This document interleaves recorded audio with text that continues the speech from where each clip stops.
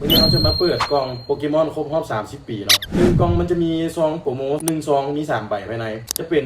เจน1แล้วก็เจน4แล้วก็เจน7เนาะแล้วก็จะมีซองแถมมาอีก2 ซองเดี๋ยวมาลุ้นน้ำกันว่ามันจะได้อย่างบ่เป็นเวอร์ชันภาษาอังกฤษเด้อราคาประมาณ2 ล้านปลายทำอีทว่าสิซื้อมาสะสมเป็นกล่องบ่ได้ว่าสิแกะแต่ว่าอดใจบ่ไหวเนาะอยากเห็นโปเกมอนเป็นครั้งแรกในการเปิดซองโปเกมอนเฮาก็จัดเป็นกล่องแบบนี้เลยเอาพยายามแกะแบบเซฟที่สุดเพราะว่าอยากเอาซองมันมาสะสมตัวนี้เนาะจะให้เบิ่งนี่เขาเจ้าว่า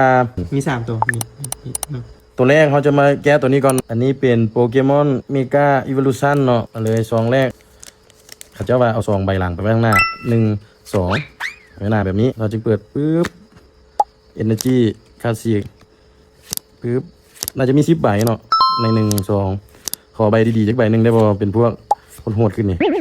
ปึ๊บได้2 ดาวซองที่2อุ้ยยังมีใบหนึ่งรุ่นนี้ซองนี้มีป่าวมีเอาไปใบแรกเลยน่าจะไปเลยปึ๊บมาเขาเปิดมั่วเลยบอกเคยเปิดโปเกมอน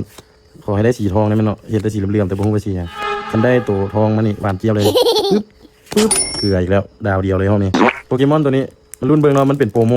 ถ้าได้เจน1นี่ดีแต่ถ้าบ่ได้เจน1โคตรเสียใจเลยโคตรอันนั้นเลยนะโคตรตื่นเต้นเลยเพราะว่าถ้าได้เจน1ทอทุนถ้าได้เจน4หรือว่าเจน7มันขาดทุนยับเลย